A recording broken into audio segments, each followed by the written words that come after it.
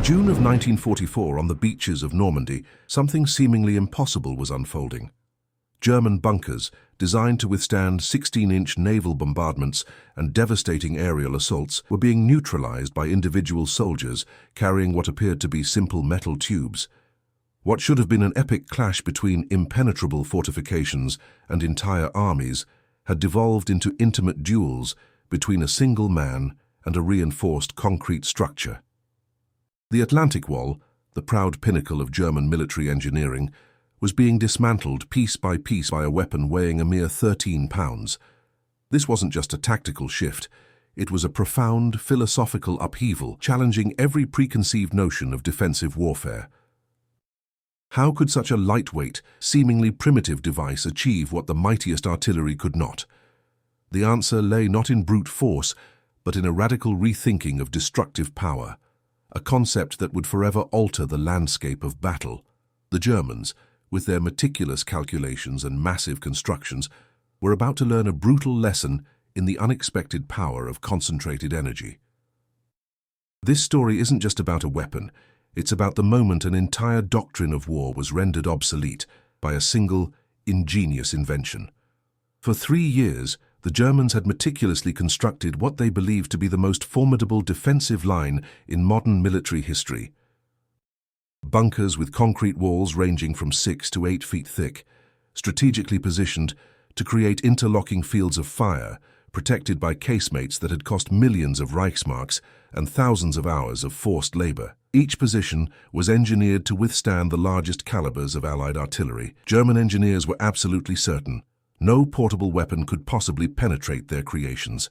They had poured their scientific rigor and national pride into these structures, believing them to be the ultimate expression of defensive strength.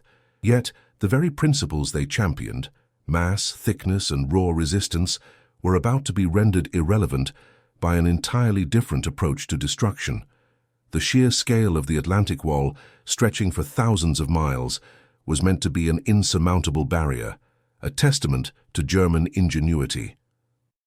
But as the Allied invasion loomed, the true test of these impenetrable fortresses was about to begin, and the results would be far more shocking than anyone on either side could have imagined.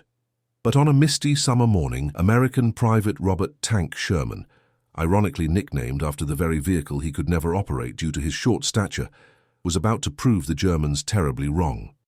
Carrying his M9 rocket launcher, Sherman approached a bunker that had decimated 2 entire infantry companies in the preceding 48 hours. The air was thick with the smell of cordite and fear, a stark contrast to the meticulous blueprints of the German engineers. This wasn't a grand, coordinated assault. It was a desperate individual act of defiance against an unyielding concrete behemoth. The weight of expectation, the lives lost, and the seemingly insurmountable odds all rested on this one soldier and his peculiar weapon. What transpired in the next 30 seconds would forever change the nature of fortification warfare, revealing a vulnerability no German engineer had accounted for. It was a moment that would redefine courage and innovation, proving that sometimes the smallest spark can ignite the greatest revolution. The American bazooka was not merely a weapon, it was a philosophical revolution encapsulated in steel and explosives. While the Germans thought in terms of mass, thickness, and brute resistance, the Americans had discovered something far more elegant and deadly: concentrated kinetic energy. The bazooka's 2.36-inch rocket didn't need to destroy an entire bunker. It only needed to find the right point and transform the fortress itself into a death chamber for its occupants. This was a paradigm shift, moving from overwhelming force to surgical precision. The very design of the German bunkers, intended to protect, would become their greatest weakness. The concept was deceptively simple, yet its implications were profound, turning the defenders' sanctuary into their tomb. This wasn't just about punching a hole, it was about unleashing a hellish internal cascade that no amount of concrete could mitigate. The psychological impact alone would be devastating, turning symbols of security into objects of dread. The story of the bazooka began not on the battlefields of Europe, but in the quiet laboratories of the Aberdeen Proving Ground in Maryland, where Colonel Edward Ohl and Dr. Robert Goddard worked on a project that seemed more science fiction than military reality. In 1942, while the Germans were perfecting their bunker construction techniques, the Americans were completely reinventing the concept of individual firepower. The challenge was simple in theory, but revolutionary in practice. How to give a single soldier the destructive power of an artillery piece. This quest for individual empowerment, a hallmark of American ingenuity, would lead to a weapon that democratized destruction. It was a race against time, a silent battle of minds and materials, far removed from the front lines. The vision was clear: to equip the common infantryman with an extraordinary capability, shifting the balance of power from massive siege engines to the hands of a single determined soldier. The answer came through a deep understanding of the physics of directional explosives.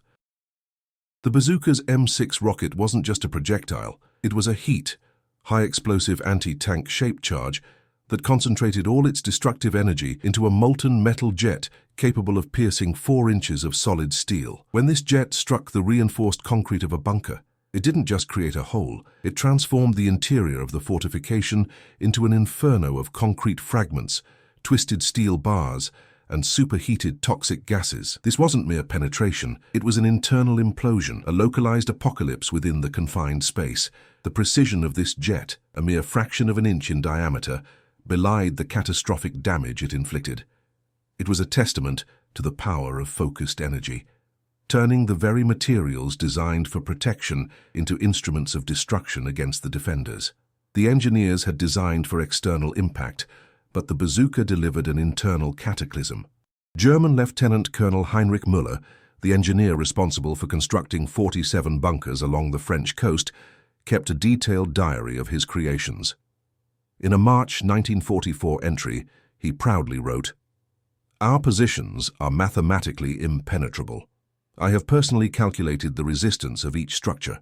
Not even a 155mm projectile can compromise the structural integrity of our casemates." Müller, steeped in the traditional understanding of ballistic resistance, was utterly confident in his calculations.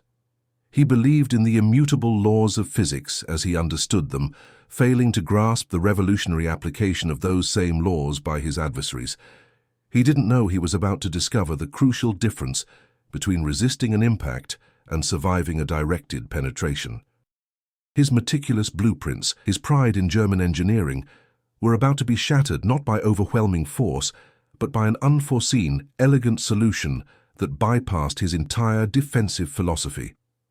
The first time a bazooka was used against a German bunker in real combat was in Anzio, Italy in February 1944.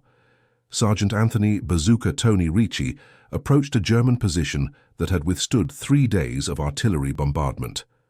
The air was thick with the dust of shattered stone and the acrid smell of explosives, yet the bunker remained defiant. With a single shot from his M9, Ricci not only silenced the position, he set a precedent that would change the entire doctrine of fortification warfare. The official report described the result as complete neutralization of the enemy position with estimated 100% casualties among the occupants. This wasn't just a victory, it was a revelation. A single soldier, armed with a portable device, had achieved what heavy artillery could not, demonstrating a new, terrifying efficiency in destruction. The reverberations of that single shot would echo across the battlefields of Europe, signaling the dawn of a new era. What made the bazooka truly revolutionary was not just its penetration capability, but the psychological transformation it inflicted upon the German defenders. Bunkers that were once symbols of security and power became claustrophobic traps where every external noise could signify instant death. The German soldier Hans Kruger, a survivor of a bazooka attack in Saint-Vith, described the experience in an intercepted letter. "The sound is unlike anything I have ever heard.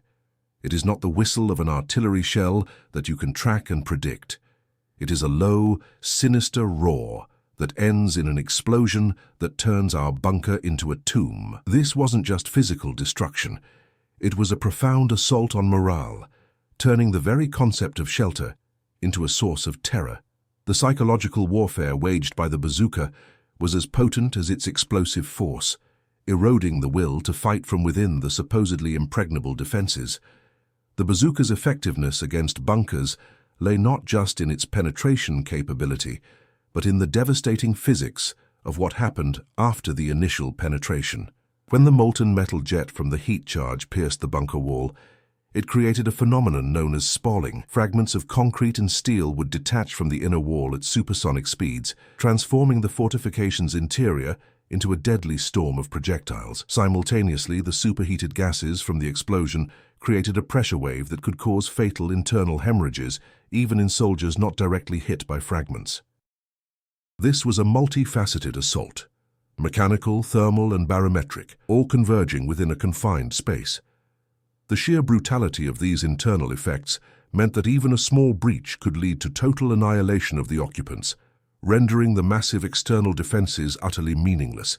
The Germans had built walls against external threats, but the bazooka turned the inside into the enemy. German Major Wolfgang Steinberg, commander of a bunker section on Omaha Beach, meticulously documented the effects of bazooka attacks in his reports.